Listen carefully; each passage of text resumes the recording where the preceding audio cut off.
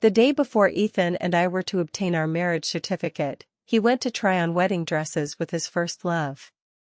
When I arrived, the store clerk was commending their perfect compatibility. Upon seeing me, Ethan remarked with composure, "Vivian heard of my impending marriage and hastened back from abroad overnight. I wished to spare her any regrets. I refrained from further entanglement and departed." Ethan, perceiving my actions as a tantrum, did not intervene. Even after I posted "single and available" on Facebook, he continued to view it as mere petulance. Subsequently, he intercepted me at the airport, only to find me accompanied by another man, who positioned himself protectively before me and declared to Ethan, "I learned Lena was mistreated," prompting my overnight return from abroad. I seek to avoid personal regrets. Outside the bridal shop, I stood in silence, observing Ethan as he awaited Vivian's emergence from the fitting room with evident anticipation. Abruptly, I concluded that the continuation of our relationship appeared unnecessary. Recalling a month prior, I had entreated Ethan no fewer than 10 times before he reluctantly consented to accompany me to try on wedding dresses. Throughout, he remained engrossed in his phone with his head lowered. When queried about the wedding dress, his responses were perfunctory. In truth, I discerned through the mirror behind him that he was conversing with Vivian. At the time, I refrained from exposing him, firstly due to the presence of others, which deterred me from causing him embarrassment, and secondly because I believed his willingness to marry me implied a gradual severance from Vivian. I, too, had a first love and understood the difficulty of detachment, thus I was prepared to afford him time. However, I am now unwilling. Ethan and Vivian's bond persists unbroken, unlikely to sever even with a century more. For as Vivian emerged gracefully from the fitting room, I witnessed in Ethan's eyes an expression never directed at me, one of awe, tenderness, and reluctant regret. Perhaps due to my prolonged presence, another idle clerk noticed me and inquired, "Greetings, miss, are you here to select a wedding dress?" Prompted by the clerk's voice, Ethan became aware of me, asking with initial rigidity followed by calm, "Why are you here?" Upon sighting me, Vivian paled and retreated behind Ethan. Observing her movement, Ethan's demeanor cooled, evidencing his displeasure at my arrival. Vivian learned of my forthcoming marriage and returned from abroad overnight. I wished to prevent her from harboring regrets. Ethan endeavored to rationalize his conduct. "Is that so?" "I genuinely only wished to spare her regrets," Ethan reiterated, seemingly convinced his actions stemmed from benevolence. I responded faintly, adjusting my numb legs to stand more steadily, and said calmly, "Proceed as you were, pay me no mind," striving to suppress any emotional display. Ethan clicked his tongue impatiently, "How can Vivian proceed with you here?" I cast a sidelong glance at Vivian, adorned in an exquisite wedding gown behind Ethan, her expression defiant as if asserting, "See, despite all your time with him, you're outdone by my single call." Truly, a deplorable pair, seemingly destined for each other. "She doesn't dare?" "What wouldn't she dare?" I countered, my tone laden with sarcasm. "The day before my wedding, she drags my fiancé to try on dresses. If she lacked audacity, swine might ascend trees." Ethan's countenance darkened further, clearly unprepared for my candid revelation. The clerk who had lauded their compatibility now stood awkwardly, at a loss for action. A month ago, anticipating our marriage, I preserved some dignity for him. Now, I desire nothing less than to broadcast his deeds universally. Unwilling to expend further words, I turned and strode away once my legs regained sensation. Ethan appeared to say something behind me, though I had little inclination to hear it. My urgency to marry Ethan stemmed from my grandfather's grave illness, his dying wish being to see me entrusted to a worthy individual. Ethan and I were bound by a familial arrangement. Initially, he treated me well, nearly fulfilling my every request, even posting our photos on Facebook. Later, I discovered it was to provoke his distant first love. She perpetually occupied his heart, while I served merely as a tool to demonstrate his well-being to her. Presently, however, it bears no relevance to me. As I pondered how to address my family, someone seized my shoulder with force sufficient to nearly crush my bones. "Lena, can you cease this fuss?" Ethan's voice brimmed with impatience and reproach. "We are to marry tomorrow. I merely wish to spare Vivian lifelong regret. Can't you exhibit some decorum befitting a wife? Such pettiness uninformed onlookers might mistake you for some indigent rustic." His words elicited only revulsion from me. My fiancé accompanies another woman to try on wedding dresses, his heart and eyes consumed by her, yet he demands my magnanimity. I forcefully repelled Ethan's hand and struck him across the face. "Leave, and do not trouble me." His expression altered instantly, unprepared for such vehement resistance. A flicker of anger crossed his gaze, swiftly supplanted by calm. "Lena, repeat that." Ethan, perhaps intended further words, but seized upon Vivian's emergence in her wedding dress. Having endured Ethan for 11 full years, my tolerance had reached its limit. This outburst, while liberating, complicated matters with my family. I trod through puddles left by torrential rain, my heart tinged with unease. Evidently, despite 11 years of fair treatment, I remained inferior to his first love. Upon returning home and reclining on my bed, I opened my phone to find Ethan had posted on Facebook. The photo depicted Vivian in a wedding dress, captioned by Ethan, "She looks great with it." Initially amusing, further reflection fueled my indignation. Thus, I opened my phone and posted on Facebook a succinct four-word declaration, "Single and available." My phone erupted with notifications, the screen incessantly flashing. Most inquired about my state. I offered brief replies to a select few close confidants. Beneath my Facebook post, queries abounded, with Ethan's comment standing out most prominently: "Stop messing around, meet me at the Civil Affairs Bureau at 9 a.m. tomorrow."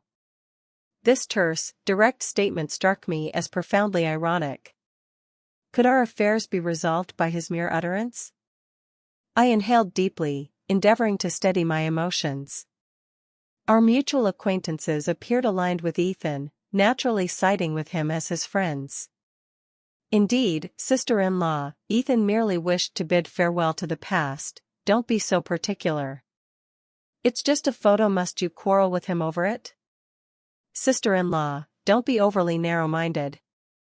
Ethan and Vivian have been friends for over a decade. If there were truly something between them, where would that leave you? These remarks struck me as absurd.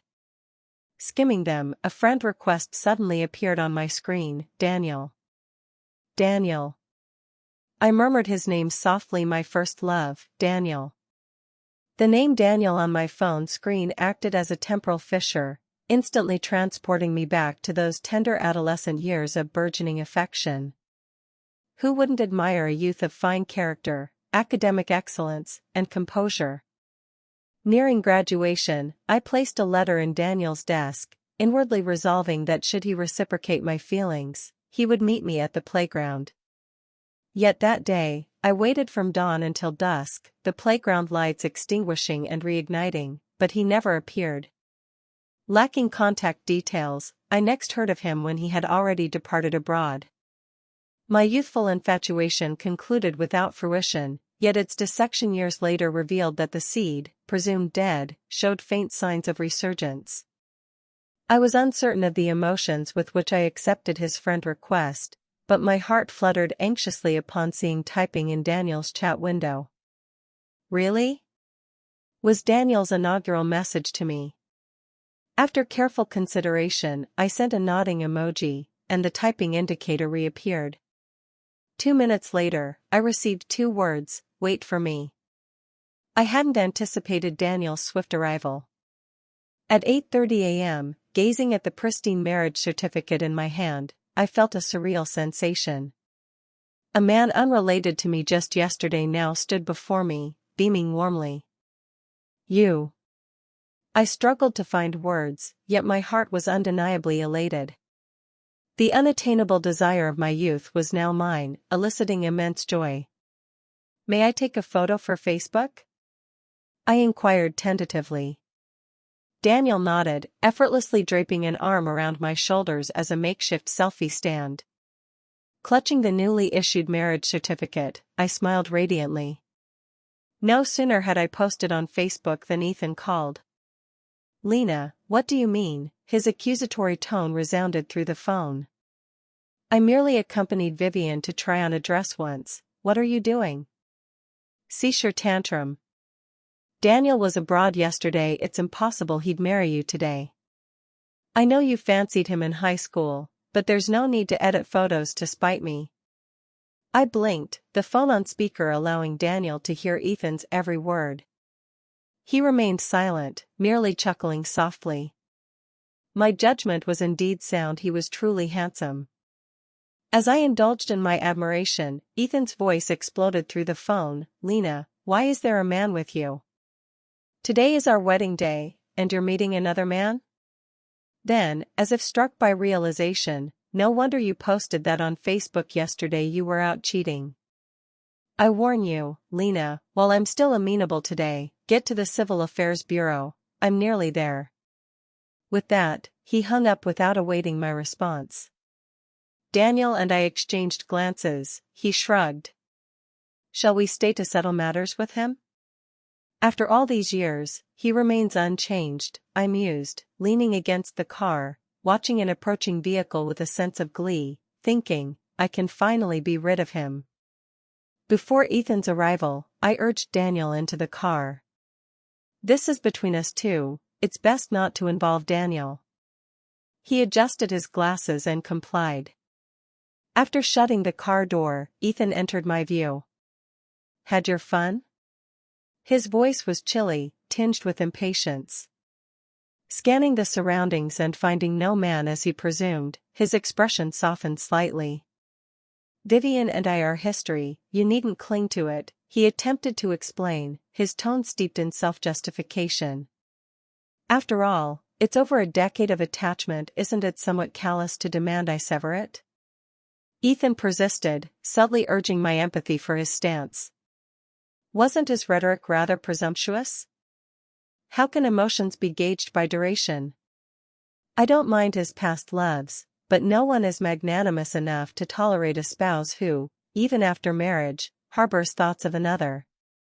"Since we're at the Civil Affairs Bureau, let's obtain this certificate," Ethan declared, seizing my arm with swift determination.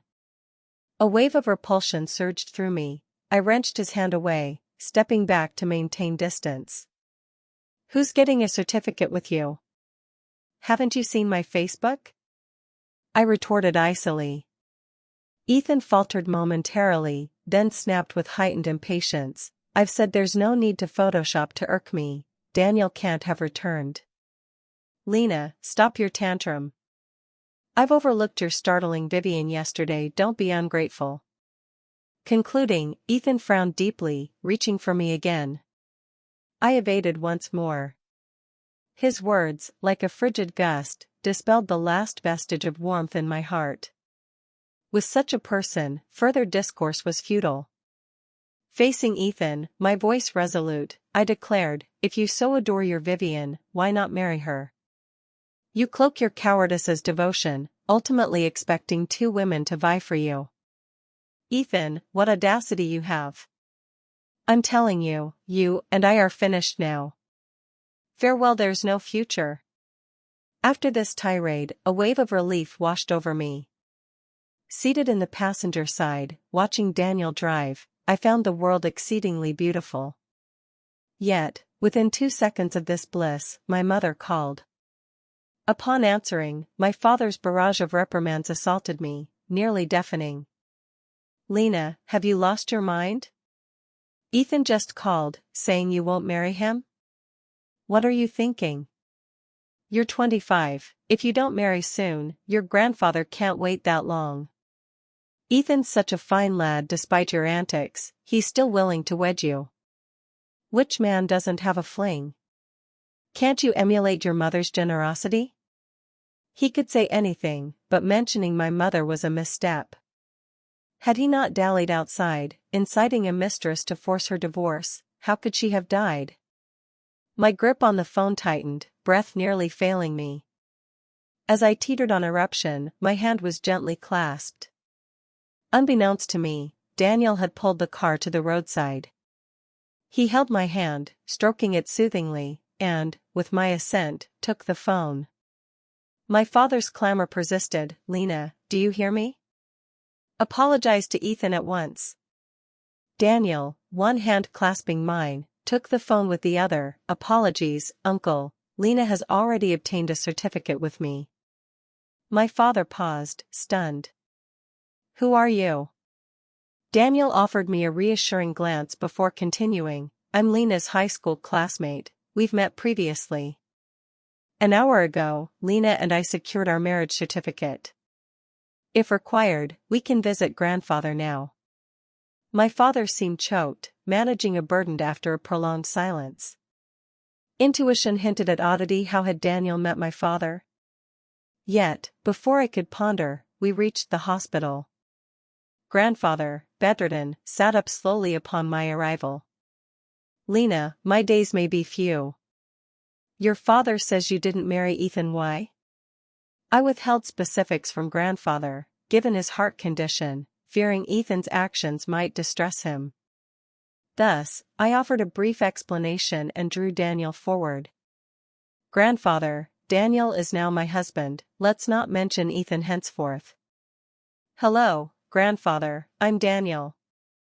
Grandfather squinted at him for a while before nodding repeatedly. "This young man is handsome, surpassing Ethan. Lena's discernment is commendable." Grandfather smiled, patting my hand, while my father rolled his eyes aside. "What use is handsomeness? Visiting you without even fruit," his tone unmistakably mocking and disdainful. "Dad, it was you who summoned us abruptly." I frowned at him, but he scoffed. "Ethan came suddenly too, yet look at his flowers and supplements, nothing lacking." My stepmother echoed in support. My brow furrowed with a headache. Their fondness for Ethan stemmed solely from his family's worth. It was Daniel's first encounter with them, yet they were sardonic. I couldn't let him suffer indignity on my account. Thus, I released grandfather's hand, about to speak, when Daniel's cool hand soothed my forehead. "Given grandfather's state, he likely can't tolerate supplements, they're useless." "I brought nothing, true, but I've secured an appointment with Dr. Cheen." My father and stepmother's expressions shifted, mumbling incoherently.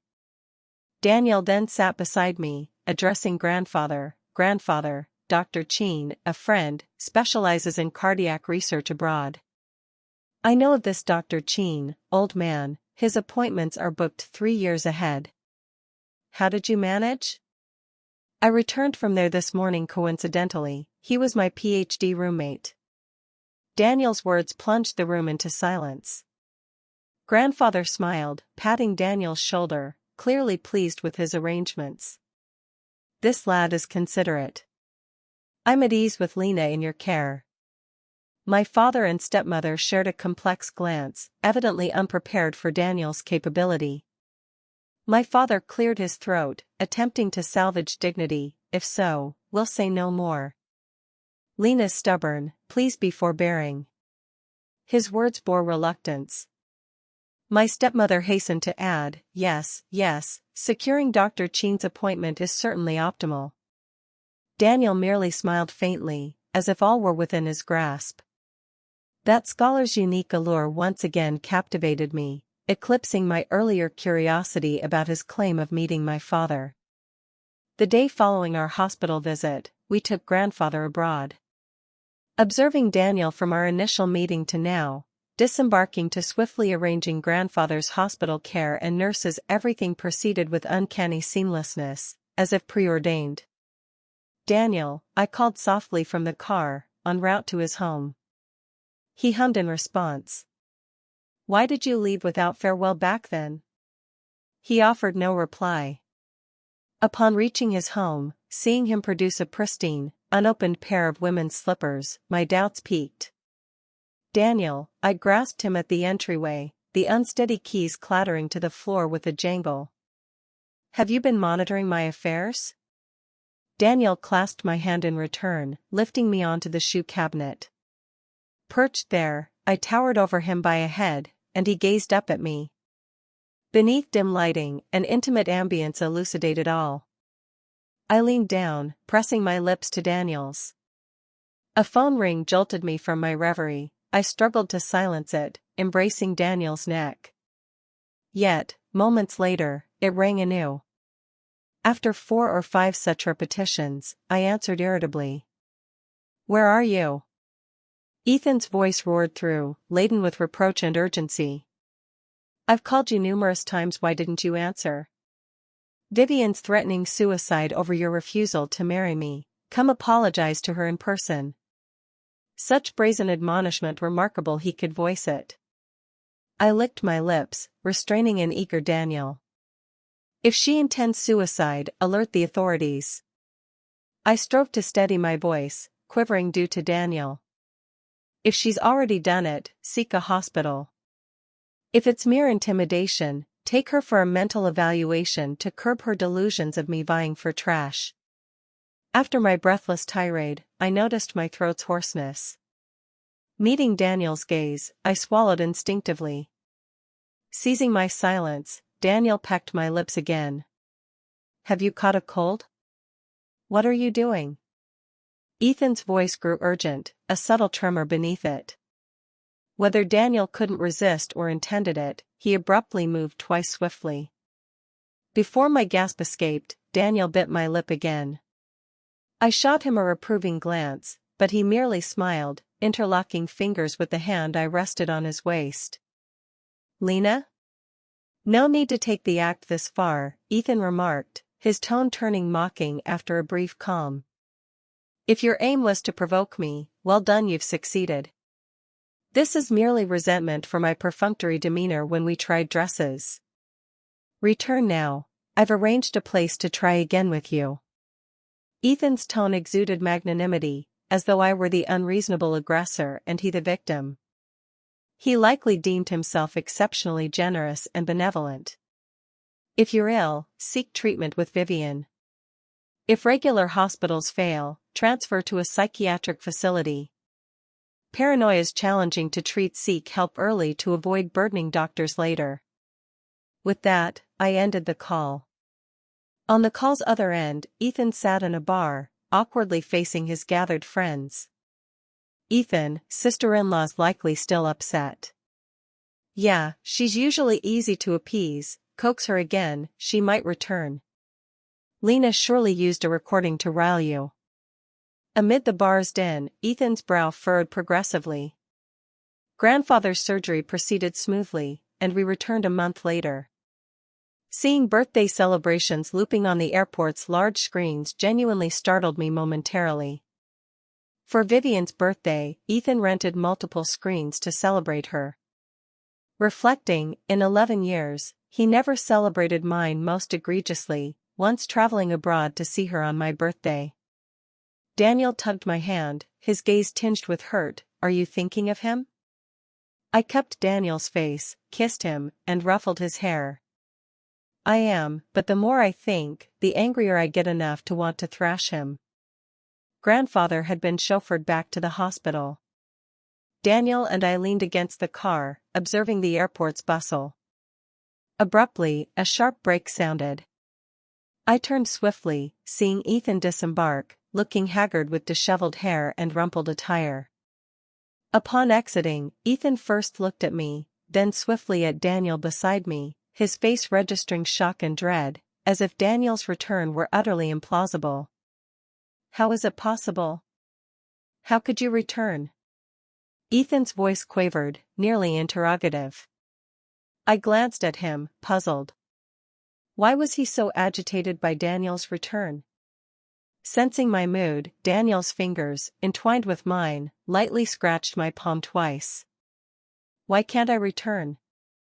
Daniel smiled, stepping before me to shield me from Ethan's view. His voice was strikingly calm, contrasting Ethan's apparent neurosis. "I had people watching you. Why are you back?" Ethan's voice dwindled, muttering neurotically, I secretly took Lena's letter to you and informed her father. You'd been gone for years, why return now? Why disrupt my life with Lena? Ethan's emotions escalated, nearly bellowing his final words.